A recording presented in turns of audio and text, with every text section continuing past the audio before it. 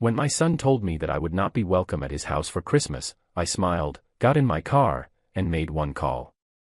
By the new year, I had their mortgage payments cancelled. And that was just the beginning of my plan. Justice must be restored and arrogance punished. You won't believe what I did next. I could make my famous turkey this year, I said, settling deeper into Ethan's leather couch. The one with the sage stuffing your mother used to love. Remember how she'd always say it was better than her grandmother's? The words hung in the warm air between us, mixing with the scent of Natalie's expensive vanilla candles. Ethan shifted beside me, his wedding ring catching the light from their 12-foot Christmas tree. Something in his posture changed, shoulders pulling inward like he was bracing for impact. Dad, unfortunately, you won't be welcome here for Christmas. The words hit me like a physical blow. I blinked, certain I'd misheard. What do you mean? Why wouldn't I be welcome? Ethan couldn't meet my eyes, his gaze fixed on the marble coffee table, the one I'd helped him pick out last spring when Natalie decided their old furniture wasn't sophisticated enough. Natalie's parents are coming, and they'd prefer if you weren't here. My hands went cold. They'd prefer. It's just easier this way, Dad. You know how her family is about traditions. They have their own way of doing things. His voice got smaller with each word, like he was shrinking inside himself. I looked around the living room at the silk curtains I'd paid for when Natalie complained about privacy. At the hardwood floors that had come from my second mortgage, at the crown molding that had maxed out my credit card. Every inch of this house bore my fingerprints, my sacrifice, my love for my son. Their own way, I repeated slowly. And what way is that, Ethan? He flinched. Dad, please don't make this harder than it has to be. Through the kitchen archway, I could see Natalie's new KitchenAid mixer, the professional grade one she'd insisted she needed for her holiday baking phase that lasted exactly 3 weeks. $2,000 of my money sitting there, probably used twice since October. Where will I spend Christmas then? The question came out quieter than I intended. Ethan's face crumbled.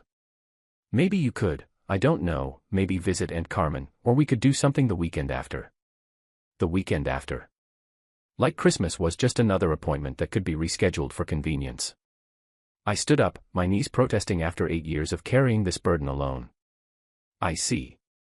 Dad. Wait. But I was already moving toward the door, past the family photos, where my face grew smaller and more distant in each frame, past the coat closet that held Natalie's 1,000 jackets. My hand found the doorknob, solid and cold under my palm. Son, I said without turning around. Tell Natalie's parents. Feliz Navidad. The December air hit my face like a slap as I walked toward my truck. Behind me, I heard Ethan call my name once, then the soft click of the door closing. Final. Absolute. I sat in the driver's seat for a moment, engine off, watching the Christmas lights twinkle in the windows of houses I'd never be welcome in. My phone buzzed, probably Ethan wanting to smooth things over with empty promises and guilt. I didn't answer. Instead, I turned the key and drove into the darkness, leaving behind the warm glow of the house I'd bought, but would never belong in. The heater hummed against the December cold as I navigated the familiar streets toward home. Riverside Heights sprawled around me, every neighborhood corner holding memories of the man I used to be, the one who believed family meant everything, who'd give his last dollar to see his son smile. That man was a fool. I stopped at the red light on 42nd and Park, watching a young father load Christmas presents into his SUV.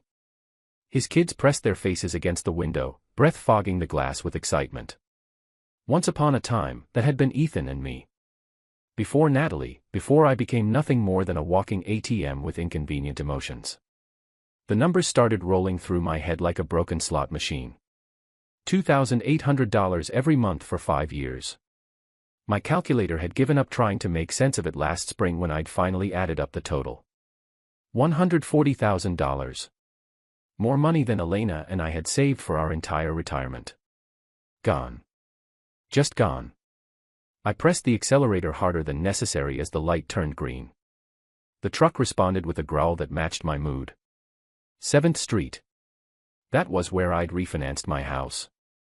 Our house, Elena's and mine, to cover their down payment. The loan officer had looked at me with pity I hadn't recognized at the time.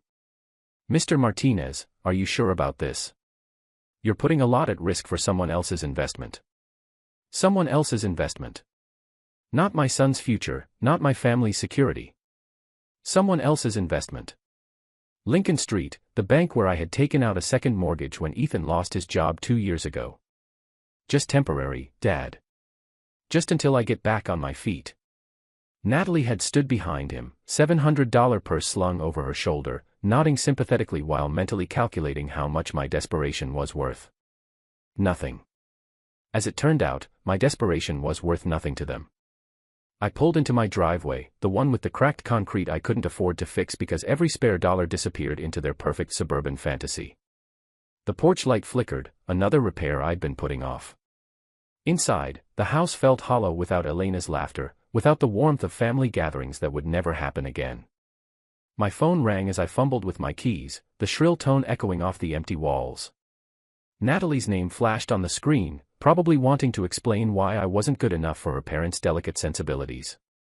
Perfect timing. I'd been waiting 5 years to have this conversation. I answered on the fourth ring, letting her wait just long enough to wonder if I'd pick up at all.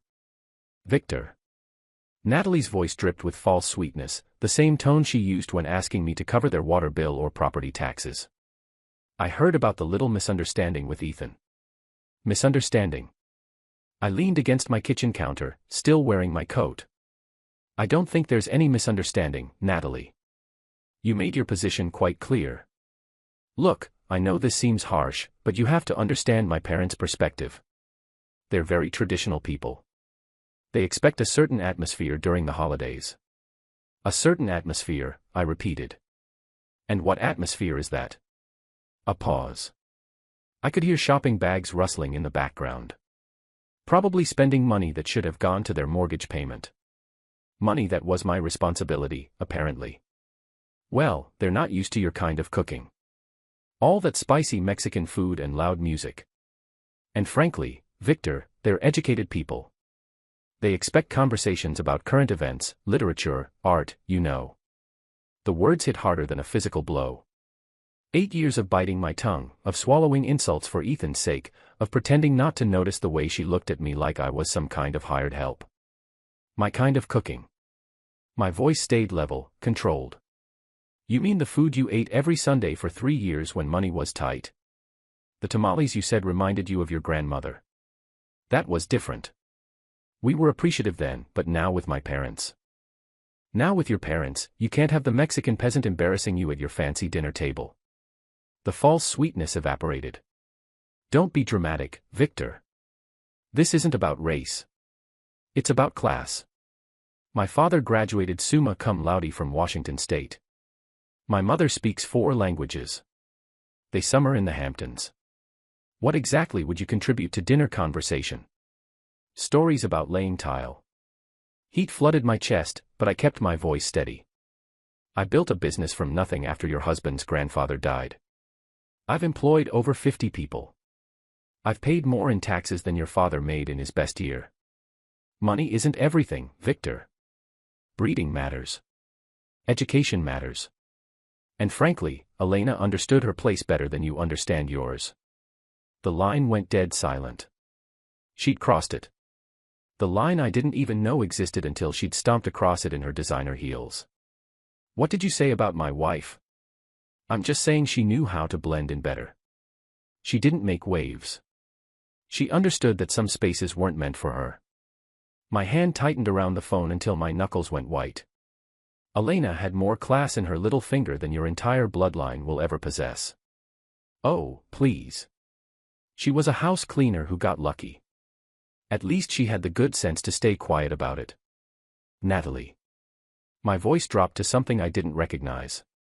I want you to listen very carefully. This conversation is over.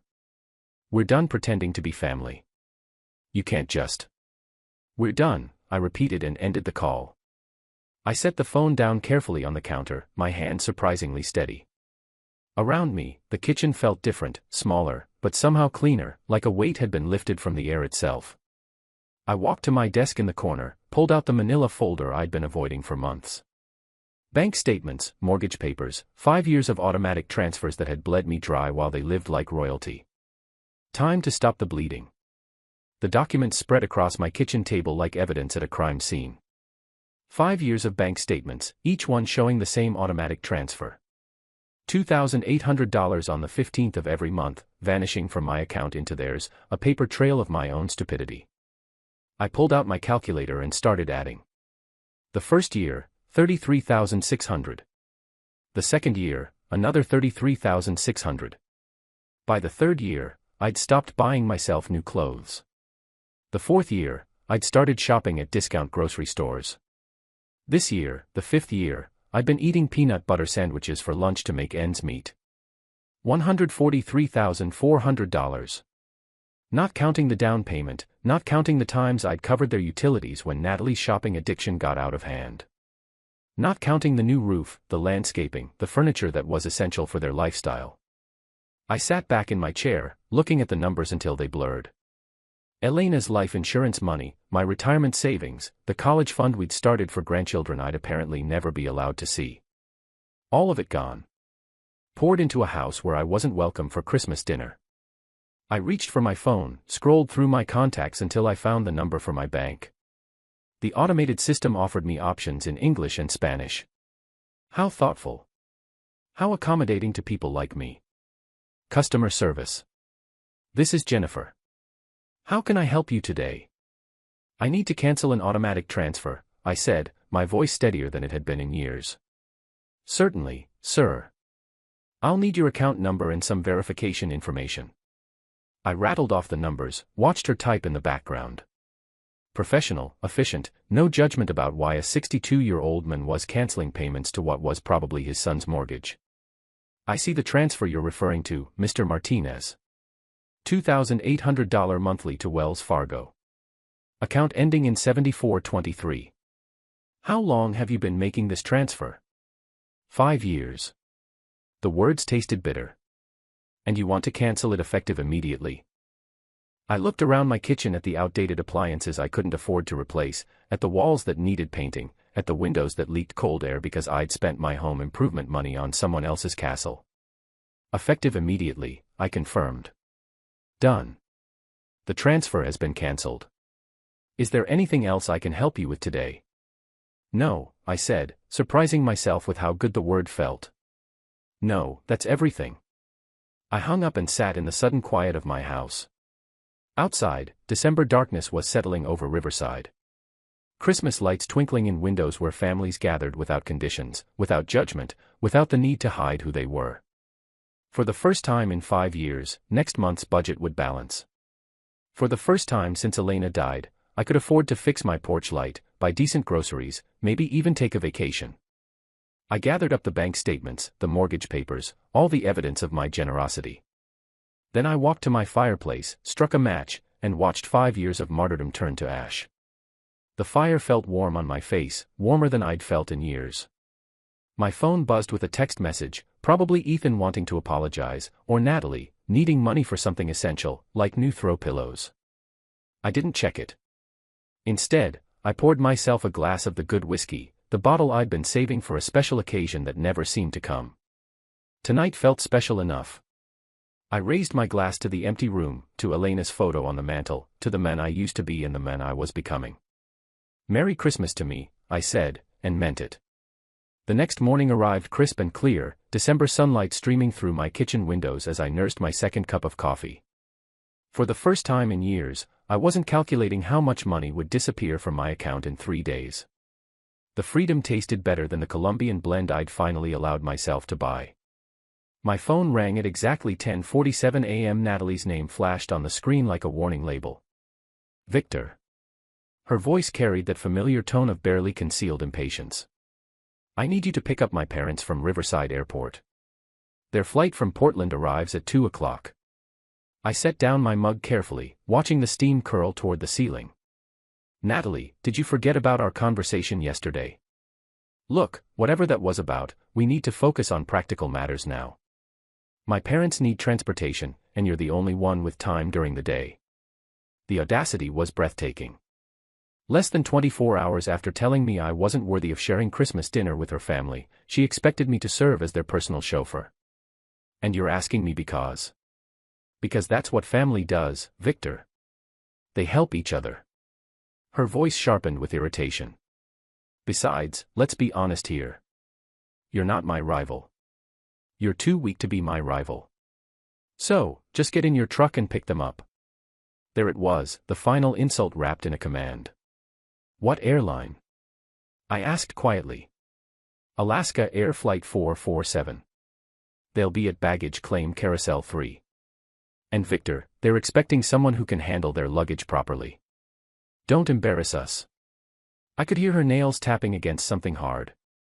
Probably her granite countertop, the one I'd paid for when she decided laminate wasn't suitable for her dinner parties. Of course, I said. I'll take care of everything. Good. And wear something decent. Maybe that blue shirt you wore to Ethan's graduation. They notice things like that. The line went dead. She hadn't even said thank you. I sat back in my chair, looking at my phone's blank screen. 2 o'clock, Flight 447, baggage claim, carousel 3. I glanced at the wall clock above my sink. 10:52 a.m. Plenty of time. I poured myself another cup of coffee, added an extra spoonful of sugar, and opened yesterday's newspaper to the crossword puzzle I hadn't finished. 7 across. Delayed gratification. 12 letters. The answer would come to me eventually. At 2:15 p.m., I was settling into my favorite armchair with a fresh cup of Earl Grey and the Riverside Review Sunday edition. The crossword from yesterday lay completed on my coffee table. Delayed gratification had been postponement. My phone buzzed against the wooden surface. Natalie's name again. I let it ring. The December sun slanted through my living room windows, warming the space where I'd spent so many lonely evenings counting the cost of my generosity. Today, the silence felt different. Earned. Intentional. 2:47 p.m. The phone buzzed again. This time, I could see the preview of her text. Dad, where are you? My parents are. I turned the phone face down and returned to the sports section. The Seahawks had lost again. Some things never changed. By 3:30, my phone had buzzed 6 times. I'd finished the newspaper, brewed a second pot of tea, and started organizing the junk drawer in my kitchen table. Amazing what you could accomplish when you weren't rushing around serving people who considered you their personal bellhop. The 7th call came at 3:45. Instead of Natalie's name, I saw an unknown number. Probably her parents borrowed someone's phone at the airport. I let that one ring, too. Outside, a neighbor was hanging Christmas lights on his porch. His children running around the yard with the manic energy that only December afternoons could bring. Normal families doing normal things. No one was stranded anywhere, waiting for someone who would never come. 4:15 p.m. My phone started ringing and didn't stop. Natalie, then the unknown number, then Natalie again. The buzzing became constant, like an angry wasp trapped against glass. I walked to my kitchen and unplugged my landline from the wall. Then I turned my cell phone completely off. Perfect silence. I made myself a grilled cheese sandwich and heated up a can of tomato soup, comfort food I hadn't allowed myself in months, because every grocery dollar had gone toward making ends meet while subsidizing their lifestyle. The cheese melted perfectly golden. The soup steamed in my favorite mug. Outside, the winter sun was already starting to set, casting long shadows across my backyard. Somewhere across town, 3 people were probably standing in an airport parking garage, arguing about taxi fare, and wondering how their personal servant had the audacity to strand them. The thought made my soup taste even better. By 5 p.m., I'd eaten dinner, loaded my dishwasher, and was considering what movie to watch. It had been years since I'd had an entire evening to myself without worrying about emergency calls for money or last-minute favors. I was reaching for the remote when someone started pounding on my front door, not knocking, pounding, the kind of aggressive hammering that rattled the frame and announced pure fury. I set down my tea and walked slowly toward the sound, already knowing exactly who I'd find on the other side. The pounding intensified as I approached the door, each blow more violent than the last. Through the peephole, I could see 3 figures crowded on my small porch like wolves circling prey. I opened the door to find Richard Bennett's red face inches from mine. "What the hell is wrong with you?" he shouted, pushing past me into my living room without invitation. We waited at that goddamn airport for over 3 hours. Patricia followed him, her usually perfect hair disheveled, her lips pressed into a thin line of pure hatred. This is completely unacceptable behavior from someone your age, Victor. Absolutely barbaric. Natalie brought up the rear, her designer coat wrinkled, her makeup smeared. You humiliated us. Do you have any idea what you've done? My parents had to take a $40 taxi because you decided to. Get out of my house. My voice cut through their chorus of rage like a blade through silk. They stopped mid-rant, shocked by the steel in my tone. Excuse me, Richard's face went from red to purple. You don't get to make demands here, buddy. Not after what you pulled today. This is my house, I said quietly, not moving from my position by the door. And I want you out now. Patricia stepped forward, her voice dripping with the kind of condescension she'd perfected over decades of looking down on people like me. Victor, you clearly don't understand the magnitude of your mistake. My husband has connections throughout this city. Business connections, social connections. You can't treat people like us this way and expect. This was a lesson for you, I interrupted, meeting her gaze steadily. A lesson about your excessive arrogance and your poor treatment of people you consider beneath you. Natalie's mouth fell open. A lesson? Who do you think you are to teach anyone anything? You're nobody. I'm someone who finally stopped being your personal bank account and taxi service. I stepped aside and held the door open wider. The lesson is over. You can leave. Richard jabbed a finger toward my chest, but didn't quite dare touch me. You have no idea who you're messing with, old man. I've been in this town longer than you've been breathing its air. I know people, important people, people who can make your life very, very difficult. Is that a threat, Mr. Bennett? It's a promise. His voice dropped to a menacing whisper. You think abandoning elderly people at an airport is just something you can do without consequences? You're about to learn exactly how wrong you are. Patricia nodded, her smile sharp enough to cut glass. Indeed, actions have consequences, Victor, and yours will be quite public. Natalie grabbed her father's arm. Daddy, let's just go. This pathetic old man isn't worth our time. They filed out of my house like a defeated army, but Richard turned back at the threshold. You'll regret this, he said. I guarantee it. I closed the door behind them and turned the deadbolt with a satisfying click. Through the window, I watched them pile into their rental car, still arguing among themselves as they drove away into the December darkness. The house felt cleaner with them gone, as if their presence had left a stain that was only now lifting, but their parting words echoed in the sudden quiet. Public consequences, important people, connections. I walked back to my living room and picked up my tea, still warm in its mug. For the first time in this whole mess, I felt something that might have been concern. But it was overwhelmed by something much stronger. Anticipation. 3 days later, I was enjoying my morning coffee and scanning the Riverside Review when I saw my own face staring back at me from page 3. The headline read, Riverside Businessman Abandons Elderly Couple at Airport During Holiday Storm. My hands went still around the coffee mug. There I was in black and white, an old photo from my company's website, probably 5 years out of date. Below it, a story that made my blood run cold and my temper flare in equal measure. Richard and Patricia Bennett, visiting their daughter for Christmas, were left stranded at Riverside International Airport for over 4 hours Sunday when family member Victor Martinez failed to appear for a prearranged pickup.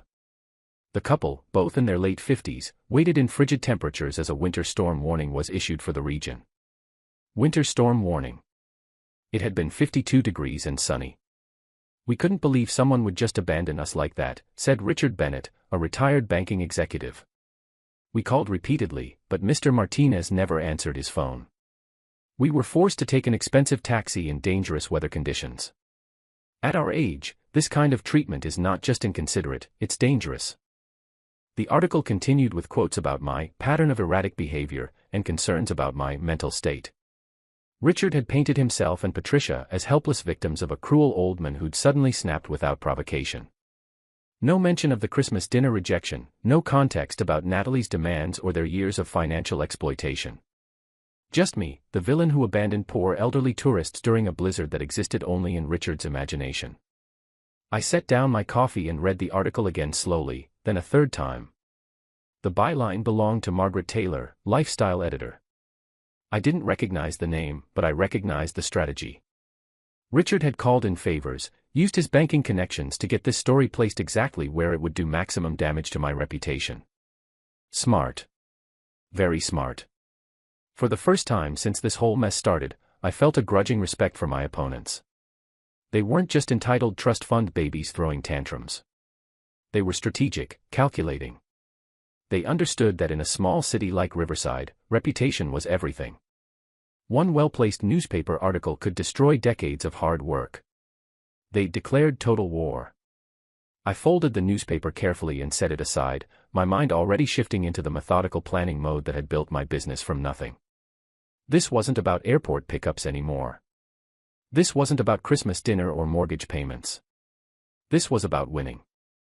I pulled out my laptop and began typing names into search engines.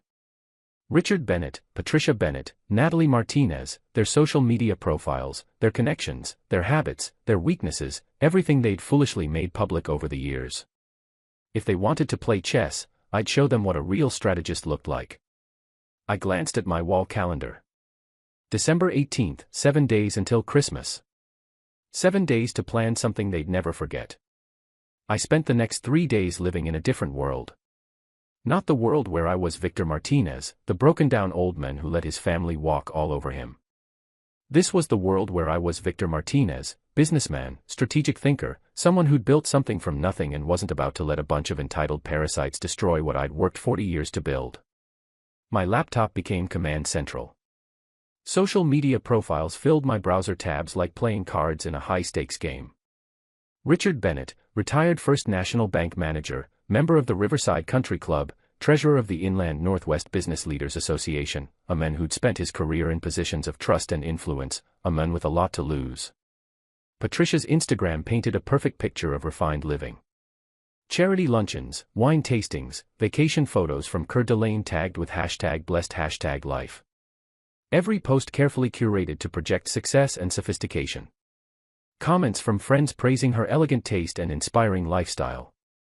All built on other people's money, including mine. Natalie's Facebook timeline told the real story. Posts about our beautiful home with photos of the kitchen I'd paid for. Check-ins at expensive restaurants during the months when I'd covered their utility bills. A status update from last week, so excited for Christmas dinner with family. Can't wait to show off our hosting skills. Our hosting skills, our home, our success.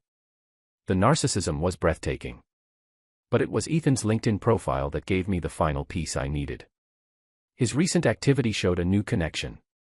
Margaret Taylor, lifestyle editor at the Riverside Review. The same Margaret Taylor who'd written the hatchet job about me. I leaned back in my desk chair, looking at the evidence spread across my screen. These people had made 3 critical mistakes. First, they'd underestimated me completely. Second, they'd gone public with their attack, which meant I could go public with my response. Third, they documented their entire privileged lifestyle online, creating a perfect catalog of hypocrisy. I clicked through to Margaret Taylor's profile. 43 years old, journalism degree from WSU, 15 years at local papers, no previous connection to banking or finance, which meant Richard had reached out cold, probably through someone he knew from his business network. A 5-minute search through local business directories confirmed my suspicion. 3 mutual connections between Richard and Margaret's editor. The story hadn't just appeared. It had been planted carefully and deliberately. Amateur hour. I opened a new document and began typing. Not a response to their media attack, something much better. A timeline. 5 years of financial support documented with bank statements, receipts, and canceled checks. The down payment for their house, $47,000 from my home equity loan. The kitchen renovation when Natalie decided granite countertops were essential, $18,000 from my credit card. 60 monthly mortgage payments of $2,800 each, $168,000. In total, $250,000, more than I'd spent on myself in the last decade. My phone buzzed with a text from a number I didn't recognize, probably Natalie, trying a new angle. I ignored it and kept working. By evening, I had everything organized in a manila folder thick enough to choke a horse. Bank statements, receipts, photos downloaded from their social media showing off purchases I'd funded, a printed copy of the newspaper article with my handwritten notes in the margins documenting each lie and distortion. I looked at my wall calendar. December 24th was circled in red, not because it was Christmas, but because it was the perfect day for justice. According to Natalie's Facebook events, they were hosting Christmas dinner for 12 people, family, friends, neighbors, members of their social circle, the kind of people who read the Riverside Review and formed opinions based on what they saw there. The kind of people who deserved to know the truth. I closed my laptop and walked to my kitchen where I'd left my good camera, the one I'd bought years ago to document job sites for my business. Time to put it to work documenting something else entirely. Tomorrow was Christmas Eve. Tomorrow, Richard Bennett and his family were going to learn what happened when you declared war on someone who actually knew how to fight. Christmas Eve morning dawned gray and cold, the kind of riverside winter day that made you grateful for warm houses and family gatherings. Too bad I wouldn't be welcome at either. But I had other plans. I laid out my evidence like a lawyer preparing for trial. Bank statements organized by year. Each monthly payment highlighted in yellow. Receipts arranged chronologically showing the pattern of my support for their lifestyle. Photos printed from their social media. Natalie's new jewelry. Their vacation photos. The expensive Christmas decorations currently adorning the house I'd helped them keep. All of it copied 12 times. One for each dinner guest. The newspaper article went on top of each stack, my red pen notes visible in the margins. Lie written next to Richard's quotes about dangerous weather. False beside the claim about my erratic behavior. Missing context, highlighted where they'd failed to mention 5 years of financial support. I dressed carefully in my best suit, the navy blue one I'd worn to Elena's funeral, pressed and ready for another kind of farewell. Today I was saying goodbye to the man who'd been a doormat for his family. Tonight, I'd be someone who commanded respect. At 6:30 p.m., I loaded my briefcase with the evidence packets and drove to Kendall Yards. Their house glowed with warm light, cars filling the driveway and lining the street. Through the front windows, I could see figures moving around the dining room, Natalie playing hostess in the home my money had helped them buy. I parked across the street and checked my watch. 6:45, perfect timing. Late enough that everyone would be seated for dinner. Early enough that they'd still be on the main course. No easy escape for anyone. The front door was unlocked. Of course it was. Natalie loved to show off how safe their neighborhood was, how they didn't need to worry about security, like people in rougher areas. I let myself in quietly, the warm air hitting my face along with the sounds of laughter and conversation from the dining room. But darling, that's not how we do things in our family, someone was saying, followed by more laughter. Our family. After everything they'd done to exclude me from it. I walked into the dining room carrying my briefcase, 12 faces turning toward me with expressions ranging from surprise to horror. Natalie froze with her wine glass halfway to her lips. Ethan's face went pale. Richard and Patricia looked like they'd seen a ghost. "Good evening everyone," I said calmly, setting my briefcase on their marble sideboard. "I hope you don't mind me joining your Christmas celebration." Natalie found her voice first. "Victor, this is completely inappropriate. You need to leave immediately." "Actually," I said, opening my briefcase and pulling out the first stack of papers. "I think your guests deserve to know who really paid for this dinner, this house, and this lifestyle you've been showing off." A woman I didn't recognize, probably one of Patricia's charity friends, leaned forward with curiosity. "What is he talking about?" "Natalie. He's having some kind of episode," Natalie said quickly. "Ethan, call someone." But I was already moving around the table, placing a packet of documents in front of each guest. "Here are the bank records," I said conversationally. 5 years of financial support.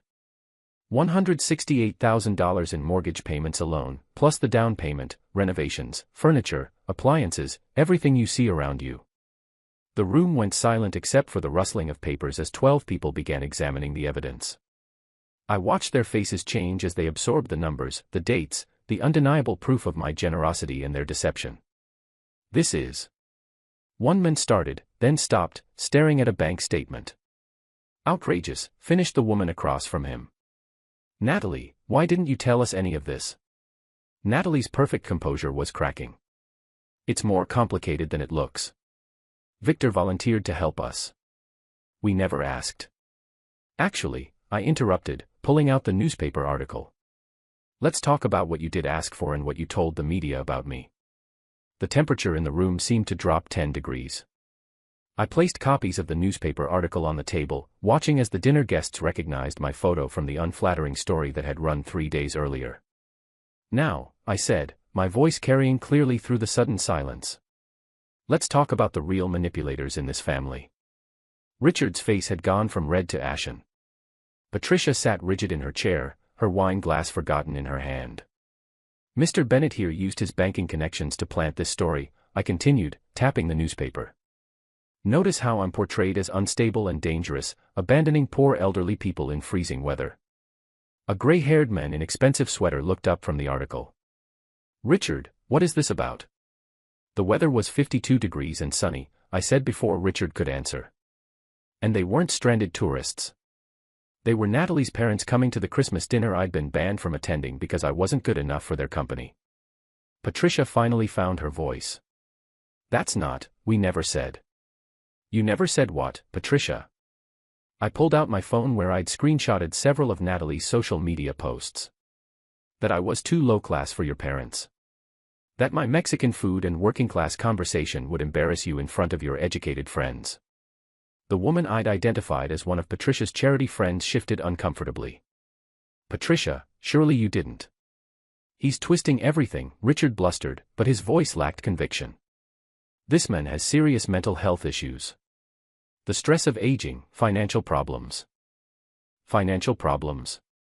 I almost laughed. Mr. Bennett, I've been supporting your daughter and son-in-law to the tune of nearly $3,000 a month for 5 years. The only financial problems here are the ones you're about to have. I turned to address the entire table. These people have taken $200,000 from me while calling me names behind my back. They've manipulated my son against me, banned me from family gatherings, and when I finally stood up for myself, they tried to destroy my reputation in the newspaper. Ethan spoke for the first time, his voice barely above a whisper. Dad, I didn't know about the newspaper. Your wife knew, I said quietly. And her parents orchestrated it. They turned me into a villain for refusing to be their personal ATM and chauffeur. The social dynamic in the room was shifting like tectonic plates. I could see it in the guests' faces. The gradual realization that everything they'd been told about tonight's generous hosts was built on lies. This is unconscionable, said an elderly woman in pearls, staring at the bank statements. Richard, how could you let your daughter take advantage of this man's generosity, then attack him publicly when he stopped enabling it? Richard's carefully maintained facade was crumbling. You don't understand the full situation. I understand perfectly, the woman interrupted. This man has been supporting your family financially while you treated him like hired help, and when he finally said no, you tried to ruin his reputation. Patricia's voice came out strangled. He abandoned us at the airport. After you told me I wasn't welcome at Christmas dinner because my presence would be inappropriate for your parents, I said calmly. After 5 years of paying their bills while you looked down on me for my ethnicity and education level. The silence was deafening. 12 people staring at Richard and Patricia with expressions ranging from disgust to embarrassment for having associated with them. Natalie made one last desperate attempt to control the narrative. Everyone, please. This is a family matter that's gotten out of hand. No, I said firmly. This stopped being a family matter when you made it public. When you used the newspaper to attack my character, when you decided my reputation was acceptable collateral damage for your pride. I looked around the table at faces I didn't recognize, but who now knew exactly who I was. I wanted you all to know the truth before you read about Victor Martinez in the paper again, because you will read about me again, but next time it'll be the real story. I closed my briefcase and straightened my tie. Enjoy the rest of your dinner. It's the last one I'll be paying for. As I walked toward the door, I could hear the eruption beginning behind me. Voices raised in accusation, questions demanding answers, the sound of a carefully constructed social facade falling apart. It was the most beautiful Christmas music I'd ever heard. The letter arrived on a Tuesday morning in March, delivered by certified mail, with the weight of legal consequences behind every word. I signed for it at my front door, noting how the spring air smelled of new growth and possibility instead of the winter desperation that had marked those dark December days.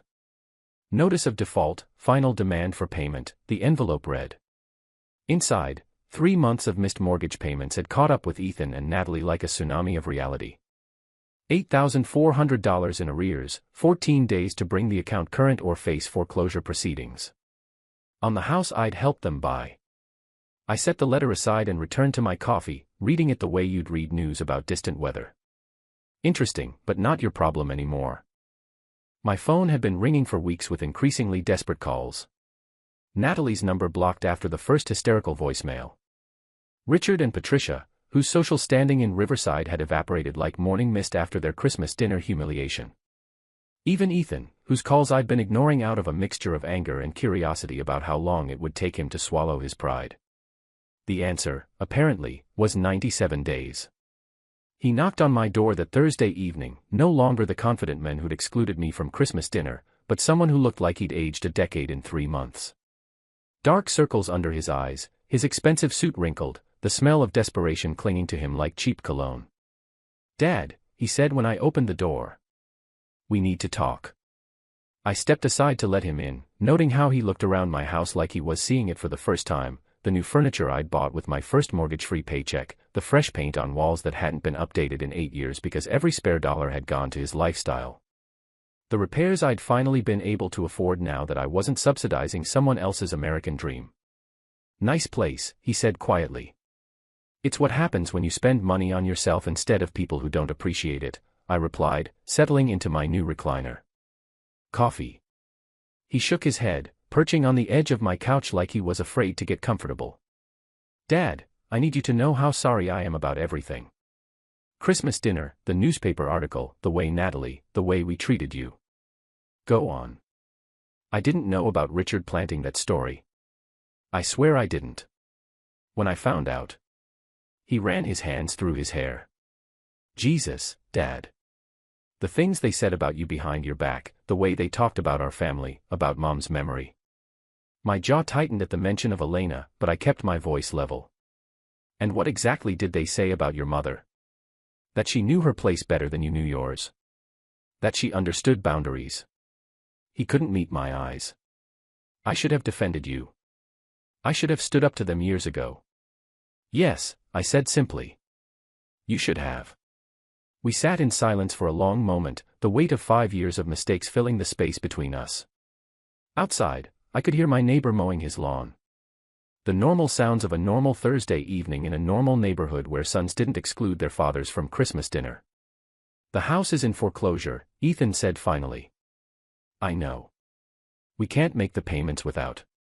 He stopped, seeming to realize how that sounded. "Without my help," I finished. "Without the money I was sending every month while you let your wife's family treat me like garbage."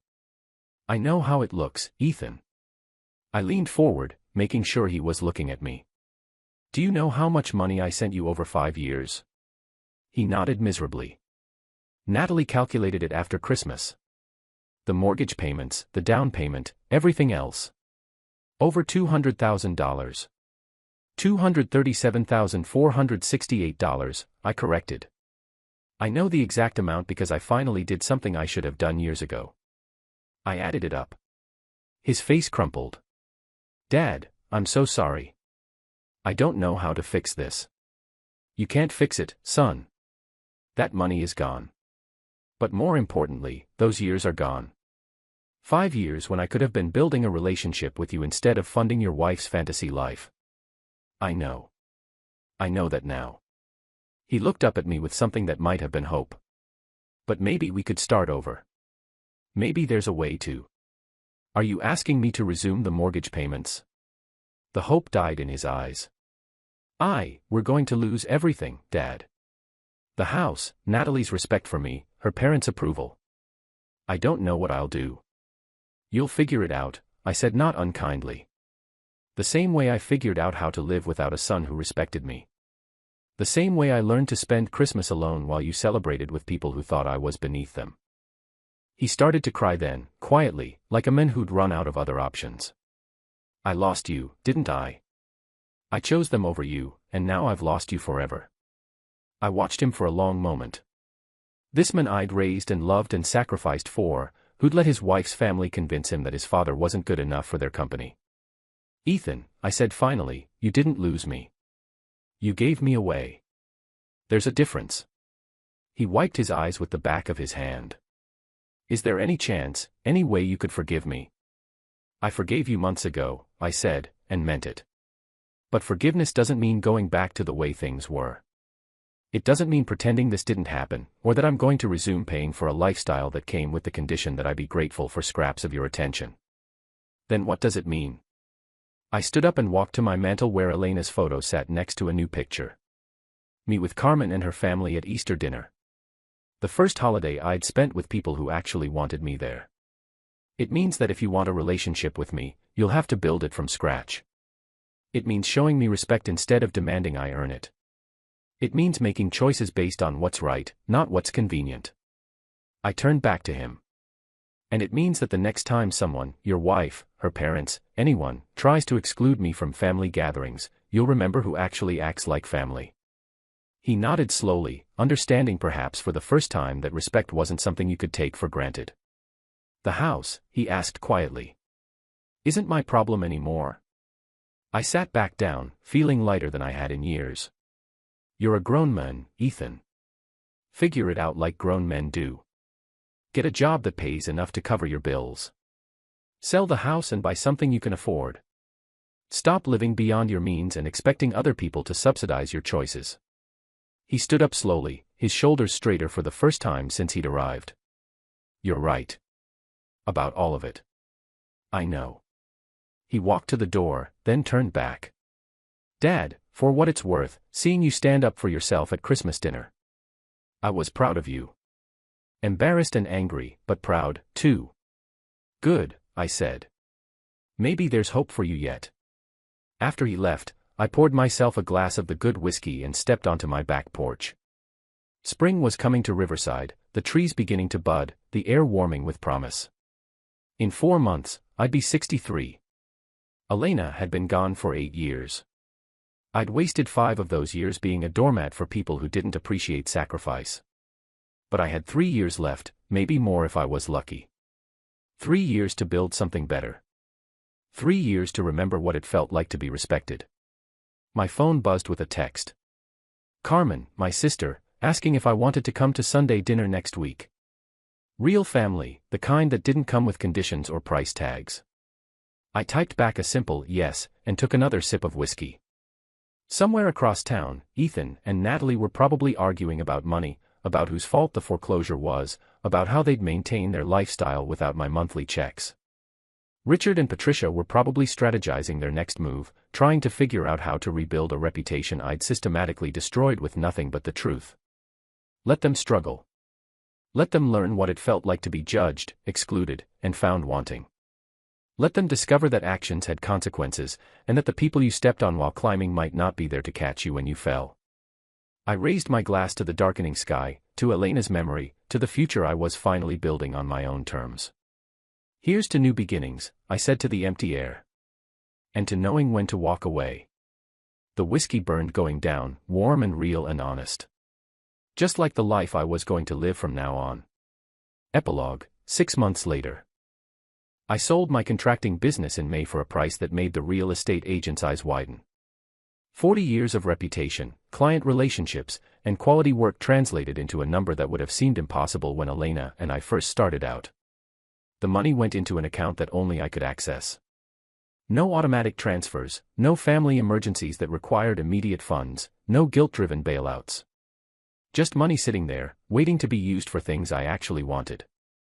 I bought myself a new truck, the kind with heated seats and a backup camera. I booked a trip to Mexico City to visit cousins I hadn't seen in 20 years. I joined Carmen's book club and discovered I actually enjoyed reading mystery novels. Small pleasures, simple joys, the kind of life Elena would have wanted me to live. Ethan called once a month now, regular as clockwork. Not asking for money anymore, just checking in. He'd found a job at a smaller firm, taken a massive pay cut, moved into a rental house in a less prestigious neighborhood. Natalie had gone back to work as well, something about event planning that kept her busy and brought in income. Their marriage was strained, he'd admitted during our last conversation. Patricia and Richard had moved back to Portland after the social fallout in Riverside became too much to bear. The country club had quietly asked Richard to resign his treasurer position. The business association had found scheduling conflicts that prevented his continued membership. Reputation, once destroyed, was nearly impossible to rebuild in a small city where everyone knew everyone. I didn't take pleasure in their suffering, exactly. But I didn't feel guilty about it either. They'd made their choices, played their game, and lost. That was justice, pure and simple. The foreclosure had gone through in April. Ethan and Natalie lost the house I'd helped them buy, lost the equity I'd built for them, lost the lifestyle they'd thought was their birthright. The bank sold it at auction. Some young couple with actual savings and realistic expectations bought it for a fair price. Life moved on. I was sitting on Carmen's porch in late September, watching her grandchildren play in the yard, when Ethan pulled up in a modest sedan. Not the luxury car he used to drive, but something practical and paid off. He looked different. Thinner, tired, but somehow more solid. Like he'd finally grown into himself after years of trying to be someone else. "Uncle Victor!" Carmen's grandson shouted, running toward Ethan. "Are you coming to Grandma's birthday party?"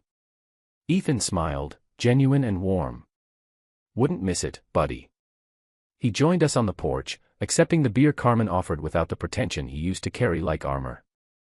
We sat in comfortable silence for a while, watching the kids play, listening to the sounds of a real family gathering. "Natalie and I are separating," Ethan said finally. "It's been coming for a while.